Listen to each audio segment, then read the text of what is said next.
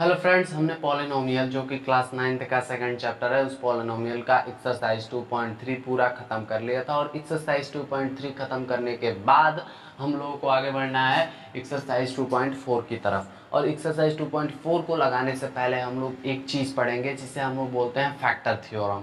Factor theorem क्या होता है, जिसे हिंदी में गुणनखंड प्रमेय भी बोलते हैं। फैक्टर थ्योरम क्या होता है, गुणनखंड प्रमेय क्या होता है, दोनों एक ही है, हिंदी इंग्लिश अलग है।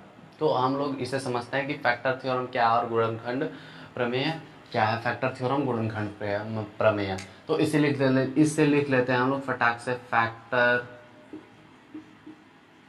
थ्योरम, जिसे हिंदी में गुणनखंड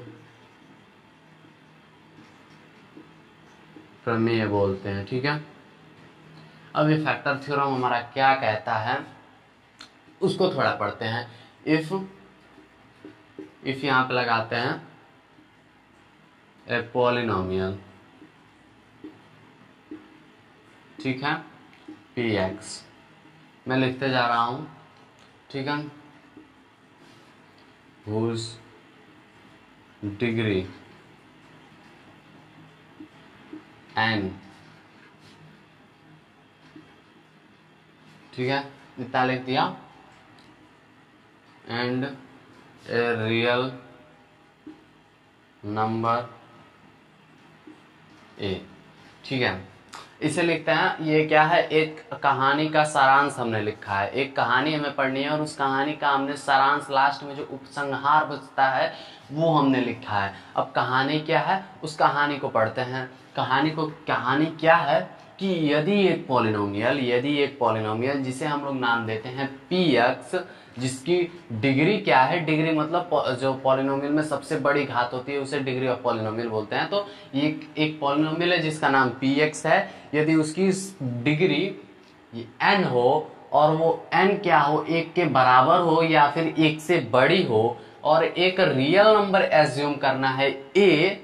ये कहानी याद रखनी है कि यदि एक पॉलिनोमियल हमने माना, यदि px एक पॉलिनोमियल है जिसकी डिग्री n जो कि एक के बराबर या फिर एक से बड़ी है और एक रियल नंबर है a, तो इस केस में हमारा क्या बनता है, x minus a is a factor if, ठीक है।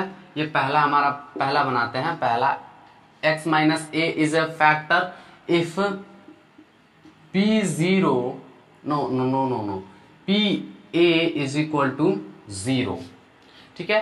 x माइनस a एक गुणनखंड होगा किसका, उसी पॉलिनोमियल का जिस पॉलिनोमियल के बारे में हमने कहानी पढ़ी है। x माइनस a उसी पॉलिनोमियल का एक गुणनखंड होगा यदि p a is equal to 0 होता है। p a is equal to का 0 का मतलब क्या होता है कि यहां से हम लोग रिमाइंडर थ्योरम पढ़े थे, तो x माइनस a बराबर 0 करते हैं हम लोग और x बराबर a करते हैं, ठीक है।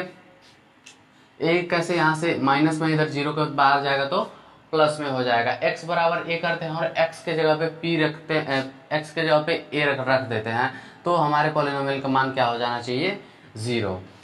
और एक और कंडीशन बनती है, इफ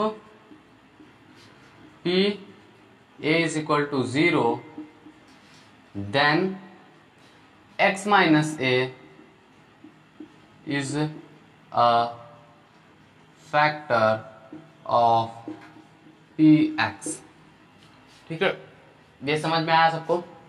चलिए एक बार और समझाता हूं मैं कि यदि हमारे पास एक पॉलिनोमियल दी गई, यदि px एक पॉलिनोमियल है जिसकी डिग्री n है और डिग्री जो है एक के बराबर है या फिर एक से बड़ी है, और हमने एक रियल नंबर एज्यूम किया जिसे हमने नाम दिया a, ठीक है। इतना हमने कहानी याद रखा। और उसके बाद क्या बोल रहा है, x माइनस a, x में से एक a को घटा दिया जाए तो वो इस पॉलिनोमियल का एक फैक्टर होगा। किसी भी पॉलिनोमियल, कोई भी पॉलिनोमियल जिसमें ये 3 गुण आ जाते हैं, कोई सा भी पॉलिनोमियल जिसमें ये 3 गुण आ सकते हैं, जिसकी पावर या तो 1 से बड़ी हो या फिर 1 हो और उसमें एक रियल नंबर हो a, वो x माइनस ए उसका एक फैक्टर होगा यदि P A is equal to 0 होता है, मतलब x के जगह पे a रखने पर पूरे पॉलिनोमियल का मान 0 हो जाता है। और उसी को अगर हम लोग उल्टा कर दे तो क्या बोलता है कि यदि P A is equal to 0 हो जाता है तो x माइनस ए उसी पॉलिनोमियल का क्या होगा, एक गुणनखंड होगा। ठीक है, पहले ये लिखा है, पहले x माइनस ए उस पॉलिनोमियल का एक गुणनखंड होगा यदि P A is equal to 0 है। ठीक है, और फिर यहाँ पर लिखा है P A is equal to 0 तो x माइनस ए उसका एक गुणनखंड होगा। तो ये फैक्टर थ्योरम आशा करता हूँ समझ में आया होगा, अगर नहीं आया है कोई बात नहीं, आपको एक एग्जाम्पल से समझाता हूँ। तो चलिए एक छोटा सा एग्जाम्पल लेते हैं। एग्जाम्पल क्या है हमारा, एग्जाम्पल है 2x प्लस 4 इसे px इज इक्वल टू, एक पॉलिनोमियल है 2x प्लस 4 और हमें और एक और दिया गया है, एक और मतलब पॉलिनोमियल दिया गया है x प्लस 2। ठीक है, और दिखाया गया है, और इस एग्जाम्पल से हम लोग समझते हैं। देखिए ये पॉलिनोमियल क्या है 2x प्लस 4, और इस पॉलिनोमियल में जो सबसे बड़ी घात है, जो सबसे बड़ी पावर है वो 1 है, वेरिएबल की x की पावर 1 है। ठीक है, और x की पावर 1 होने के साथ साथ 4 हमारा a के बराबर है, जो कि एक रियल नंबर था। और यहाँ पे एक दे दिया गया है कि x प्लस 2 इसका एक फैक्टर होगा कि नहीं होगा, ये हमें पता करना है। तो हमें क्या पढ़ा था कि अगर हमारा p के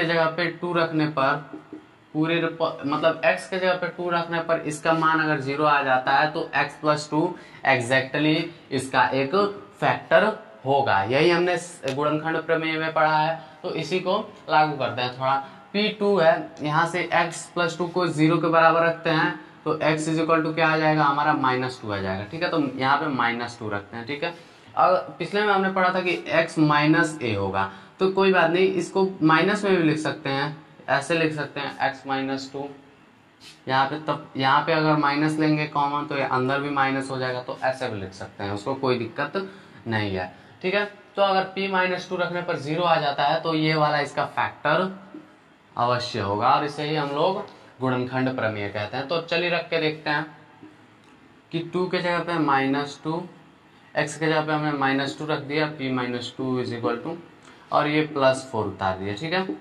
अब इसका मल्टीप्लाई करेंगे तो 2 2 जा 4, और माइनस का प्लस में मल्टीप्लाई करेंगे तो माइनस, और 2 2 जा 4, -4 + 4 is equal to 0। Minus plus के लिए उधार खाता तो हमने बना ही रखा है कि 4 रुपए उधार लिया, 4 रुपए दे दिया, हमारा उधार हो गया खत्म, तो बच गया क्या 0। और हमारा जो p और -2 है वो 0 के बराबर है, अतः x प्लस 2 2x प्लस 4 का एक फैक्टर होगा। और यही है हमारा फैक्टर थ्योरम, ज्यादा कुछ नहीं है, यही है फैक्टर थ्योरम। तो फैक्टर थ्योरम को हमने समझ लिया। अब एक्सरसाइज 2.4 की तरफ बढ़ते हैं।